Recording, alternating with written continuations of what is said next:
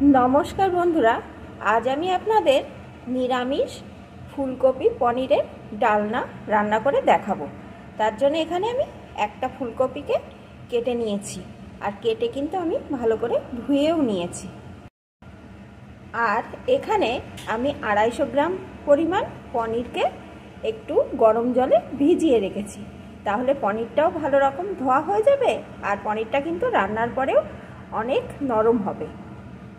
এখন বন্ধুরা আসুন দেখতে থাকুন আমি এই রেসিপিটি কেমন করে করছি। রান্নার জন্য এখানে আমি একটা কড়াইতে একটু জল বসিয়ে দিয়েছি। এখন এই জলের ভিতরে ফুলকপির টুকরোগুলোকে দিয়ে দেব। এখন 2 মিনিট মতন এই ফুলকপিটা একটু ভাপ দিয়ে নেব, তাহলে এর ভিতরে যদি কোনো পোকা থেকে থাকে তাহলে সেই পোকাগুলো বেরিয়ে যাবে। আর ফুলকপি খেলে অনেক সময় অনেকের গ্যাসের সমস্যা হয়, সেটাও আর হবে না। ফুলকপিটা 2 মিনিট মতন আমি ভাপ দিয়ে নিয়েছি। এখন এই জল থেকে ফুলকপিগুলোকে তুলে নেব। রান্নার জন্য কড়াইতে আমি পরিমাণ মতো সর্ষের তেল দিয়ে দিয়েছি। তেলটা গরম হয়ে গেছে। এখন এর ভিতরে দিয়ে দেবো একটু লবণ। এখন লবণটা তেলের সাথে একটু মিশিয়ে নেব। এখন এর ভিতরে পনিরের টুকরোগুলোকে দিয়ে দেবো। পনিরের টুকরোগুলো কিন্তু আমি জল থেকে সেঁকে রেখে দিয়েছিলাম। এখন এগুলোকে এপাশ ওপাশ একটু লাল লাল করে ভেজে নেব। পনিরগুলো এপাশ ওপাশ একটু একটু লাল লাল করে ভাজা হয়ে গেছে। এখন পনিরগুলোকে আমি এই তেল থেকে তুলে নেব। ভাজা পনিরগুলো তুলে নিয়েছি। এখন এই তেলের ভিতরে ফুলকপির টুকরোগুলোকে দিয়ে দেব।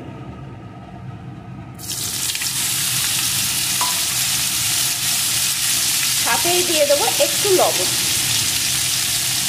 এখন এগুলোকে সুন্দর করে ভেজে নেব।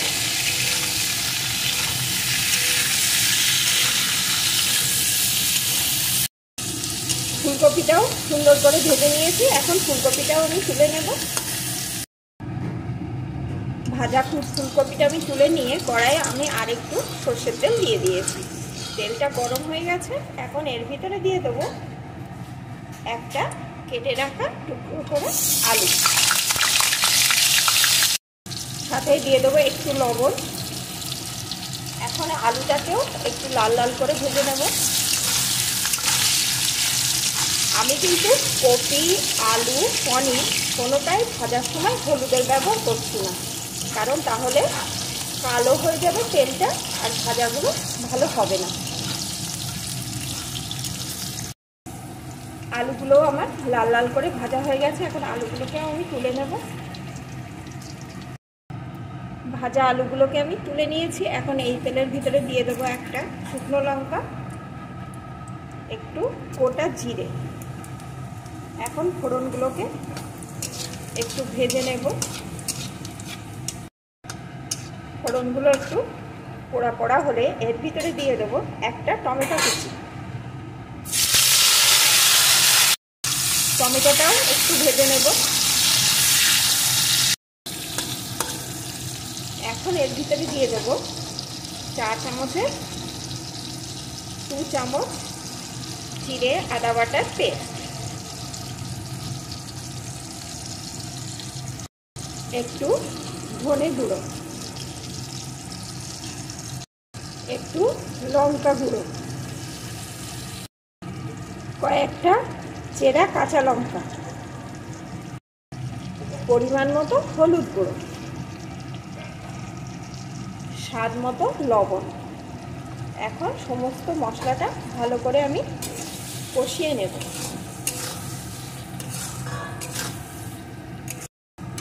মশলাটা সুন্দর করে এখানে আমি কষিয়ে নিয়েছি। এখন এর ভিতরে ভেজে রাখা আলু ফুলকপিটাকে দিয়ে দেব। এখন আলু ফুলকপিটাও এই মশলার সাথে একটু কষিয়ে নেব। মশলার সাথে আলু ফুলকপিটাও কষিয়ে নিয়েছি। এখন এর ভিতরে ভেজে রাখা পনিরটাও দিয়ে দেব।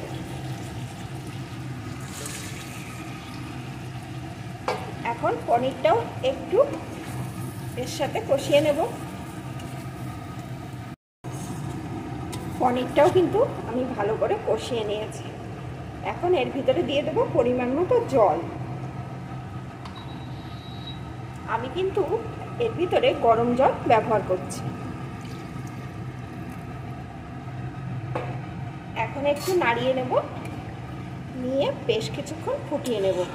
আর বন্ধুরা, আপনাদের মনে হতে পারে যে রান্নার পরে পনিরগুলো শক্ত হয়ে যায় কেন?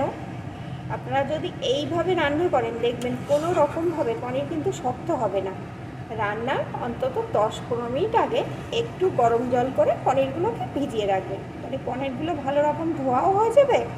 যেহেতু বাজার থেকে কিনে আনা, একটু ধুয়ে নিলে ভালো হয়। আর পনিরটা রান্নার পরে কিন্তু একদম সফট থাকবে। এখন আমি একটু ভালো করে ফুটিয়ে নেব। ভালো করে বেশ কিছুক্ষণ ফুটিয়ে নিয়েছি। এখানে কিন্তু আলু, ফুলকপি সব ভালো রকম সিদ্ধ হয়ে গেছে। এখন এর ভিতরে দিয়ে দেব 1 চামচ চিনি। যেহেতু নিরামিষ রান্না, একটু মিষ্টি না দিলে টেস্টটা ভালো আসে না। এখন একটু নাড়িয়ে নিয়ে আরও 2 মিনিট একটু ফুটিয়ে নেব। 2 মিনিট আমি ভালো করে জাল করে নিয়েছি। এখন এর উপর দিয়ে দেব একটু গরম মশলার গুঁড়ো, আর দিয়ে দেব 1 চামচ ঘি। এখন একটু মিশিয়ে নেব।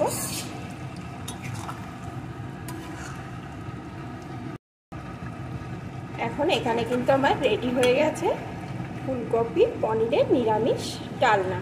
বন্ধুরা, আমার এই রেসিপিটি আপনাদের কেমন লাগলো প্লিজ কমেন্ট করে জানাবেন। আর আমার রান্নাগুলো আপনাদের যদি ভালো লাগে অবশ্যই লাইক করবেন, শেয়ার করবেন আর সাবস্ক্রাইব করে আমার সাথেই থেকে যাবেন। এখন এটা আমার রেডি, আমি নামিয়ে নেব।